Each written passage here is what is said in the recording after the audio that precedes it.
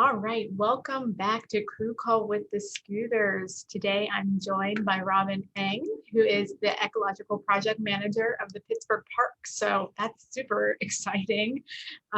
With it being summer, I think we're all ready to get out there and enjoy some sunshine. So thank you so much, Robin, for being here. Thank you. Thanks for having me. I'm excited to be here. We appreciate it. We appreciate it. So why don't you tell us, because we were talking prior, that you just actually got a new role. You've been with Pittsburgh Parks, correct? But you just got a new role. So why don't you tell us a little bit about the new role and yourself in general? Yeah. So I've been with the Parks Conservancy for about 2 years now, just over, I guess. I came on as a restoration gardener. And so that was really doing a lot of hands-on work in the parks, maintaining the garden beds around the park system, and also maintaining a lot of the forest and habitat restoration sites that we have throughout the parks. And so that was really great. I definitely learned a lot through that about how the parks work and just about a much better understanding of all the species and all the things going on in the parks. And then recently, I was able to move into a position as an ecological project manager. And so now I'm a little bit more on the habitat restoration side of things. My background is in ecology and wildlife biology, so it fits my skills a little bit better that way. And I'll be able to work more on the restoration sites. One of the big things we're doing is trying to restore forests where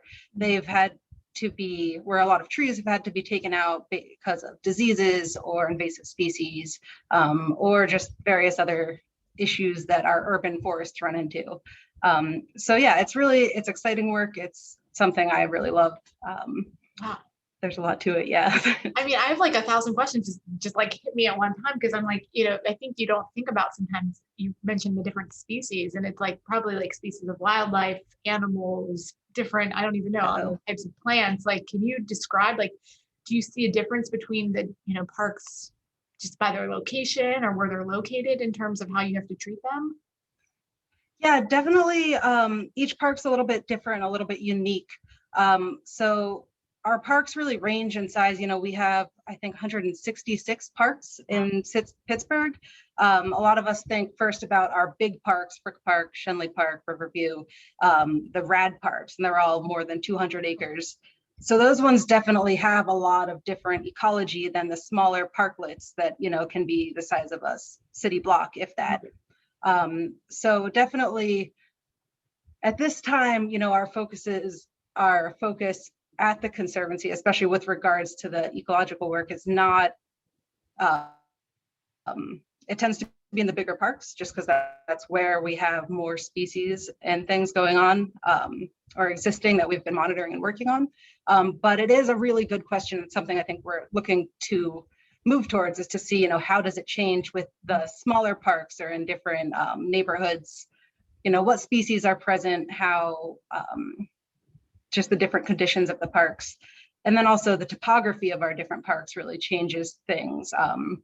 Riverview Park and Emerald View Park, which are in the north side, and Mount Washington respectively, are both really steep hillsides. And so that does change the species that can survive there, just the stressors that they face. They both have a lot more issues with landslides, for instance, because of the slope. And that's one thing that our work with restoration can really help to address. Let me ask you this question, and we briefly again talked about COVID. It's not all about COVID, but yeah, of course, it's definitely affected our world, I think, for at least the near future. Have you noticed anything? I don't know. This is a little off park, but I remember last year being like, it feels like the sky is bluer because less people were driving. I don't know if that was just imagination or what, but if you notice anything, just like in terms of the species or the park itself, if people weren't going there as much, or maybe they were going there more, has that affected that at all? Yeah, well, we definitely saw an increase in park usership because of COVID. I think a lot of people working from home were just able to get out to their local parks a lot more. Not being able to go do things indoors, they were looking for activities they could do outdoors, and the parks really offer a lot of opportunity in that fashion. So definitely we saw an increase in just people in the parks, which is really great. Of course, there's a couple of different like stresses or challenges that brings, just in, to some degree spacing out we worried about initially, right? Where we have smaller trails or things and suddenly a lot more people coming in. Early on, that was something we were considering and trying to deal with. And then also some of the trails, it's just tread and wear on the trails and things can be an issue. I don't think that was became too much of a problem. We actually had a really dry summer last year, which probably helped that. I think a lot of rain and a lot of people could have had some, pose some bigger challenges. But, yeah. Can you bring about rain? And we all love Pittsburgh because it rains every day, it feels like. But you're probably so affected by the weather. I mean, you have every season, and some days I feel like every day could be 2 seasons here. So, talking about busy season and how you're planning ahead for probably the fall already or the winter even, like how do you stay ahead of things? What does that look like in terms of a planning perspective? Yeah, definitely right on that the seasons dictate a lot of our work and kind of what we can focus on and when we can focus on it. The spring and the fall are our busiest seasons. That's planting season just because the temperatures are cooler. So plants can get in the ground and be less stressed than like in the heat of the summer. It's just, really hot and plants don't really love to be moved around then. And then of course in the winter, the ground is frozen. So that makes it a different kind of challenging. But yeah, so it definitely, for planting things, we're always at least trying to be a full season ahead. So right now we're putting out inquiries about plants that will be available from different nurseries and organizations that we work with. And for a lot of things, I mean, I try to plan like at least 2 seasons ahead, just because come August, it's still not quite fall, but things start ramping up and get a little chaotic. So we're right now kind of in this little like a breath of like, okay, we got through spring. We can start making sure we're keeping up with everything throughout the summer and then start thinking about the fall. Yeah. Well, even the manpower, so there's over 160 parks. So what does that take in terms of manpower to, plant and to maintain and just moderate everything? Like, I'm sure that's like quite the crew. Is it all employees, volunteers? So yeah, it's, I guess, important to distinguish the Pittsburgh Parks Conservancy that I work for is a nonprofit. We're actually just a partner with the city of Pittsburgh. Okay. So the city of Pittsburgh does a lot of the work, mowing the grass, mulching a lot of the like street trees and maintaining the street trees, trash pickup and things like that. So that's a really great partnership because as a nonprofit, we definitely couldn't handle all of that in 160 parks. Oh my gosh. And then, we offer some of the more specialty skills. So a lot of the horticulture and, ecological expertise. And then also we have several departments. So we have a lot of people on the community engagement side of our work and education, a really great education staff that does a lot of outreach and works with people of all ages, really, to educate them about what's in the parks, what it offers to them. So I think the Conservancy right now is around 40 people. So it's a lot of work and we take it on. I know my department that does a lot of the on the ground field work is only 5 of us and a part-time, so 5.5. So it's a lot, we're all running around trying to stay busy. It's why also trying to plan ahead really helps us out. So, because there's always, there's definitely always that like week to week. It's like, I know these are on the radar, but if it's been really dry, we have to shift our focus to watering. Or if it rains a lot, it's like, okay, that's great. I can focus on not watering, but that means in a week, the weeds are going to be going crazy. So we'll have to adjust that way. So yeah, it's enjoyable, but it keeps you on your toes. Sure. I'm sure. Do you have to go? Like, I mean, do you go to all 160 throughout the year multiple times? It just depends. No, so we especially in our horticulture and forestry department, which is the on the field, on the ground, like ecology and horticulture work, we only work in, I think, 10 or 11 of the parks throughout the city. Most of them are the larger parks, but we do have a few smaller parks that we're pretty heavily involved with. And that's, really just a matter of capacity. It just to even get to all of the cities and get eyes on them would be a full-time job. So I think if it's like 1 park a day, that's half a year already pretty much to get to 160 parks. Absolutely. So. And I know there's, as the nonprofit, you've raised what, like over $130 million and, for major improvements and park improvements. Can you talk about some of those initiatives that have Yeah. city? So over the course of the Conservancy's lifetime, which is far longer than I've been there, they've done a ton of really good capital projects, and a lot of that money does go to capital improvements. So I'll talk about one of the ones that I'm more closely involved with up in McKinley Park, which is actually like a 70-acre park up in like Belts Hoover. And it's beautiful up there, but they just did a huge green infrastructure installation. So it'll really help to stop with flooding downstream, with all the stormwater overflow. A lot of this all kind of ties into those issues we have with our stormwater and sewage overflow problems in Pittsburgh, like you said, when we get these huge rainstorms. And so, projects like that largely are run by not my department. So I'm kind of talking as well as I can about this. Right. But they're really great, long, like more short-term big projects that then we do maintain for pretty much a long time.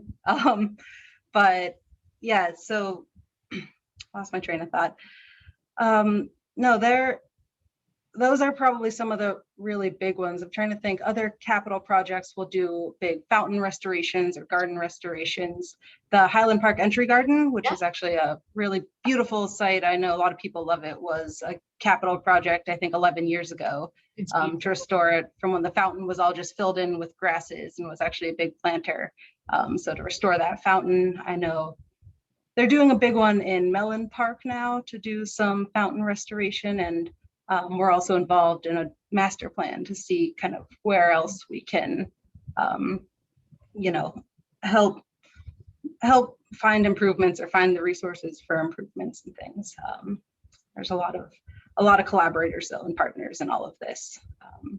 Constantly. Cool. And then I need to ask about you a little bit because it's so interesting. I know you went to University of Pittsburgh, and then you also got your wildlife biology degree from Clemson University, I'm correct? So I mean, that's fascinating. So there was a little note in my notes. It was like, ask you about worms and weasels. So what, can you tell a little bit about your background, like how you got involved in this and just, that's fascinating. Yeah, well, so I'm, one of those classic stories of like, I grew up in the woods catching salamanders in the creeks.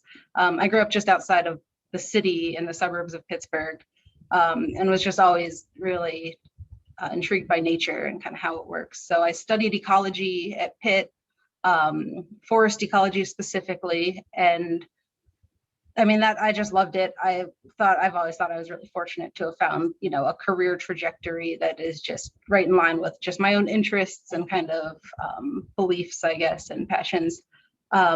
So I studied forest ecology. I finished at Pitt and kind of felt like I had a really good understanding of a lot of the plants and the community interactions, but wanted to know a little bit more about like animals, right? Cute furry creatures, and just the animals are the charismatic fauna or the taxa, I guess. So I worked in California for a couple of years for the Forest Service doing wildlife monitoring, where I got to study fisher, which are a type of larger weasel. They climb trees. They're adorable. We actually do have them in Pennsylvania, but I don't think in the city. They could make their way here eventually. That would be pretty exciting. Yes. I would be thrilled. And so then from there, I went to get my master's at Clemson, where I studied spotted skunks and did research just on kind of their habitat needs and their occurrence throughout the South Carolina mountains. And so that was, really great. I learned a ton. And when I came back to Pittsburgh, I think I felt like I kind of wanted to put together everything I'd learned about like the different from the forests to the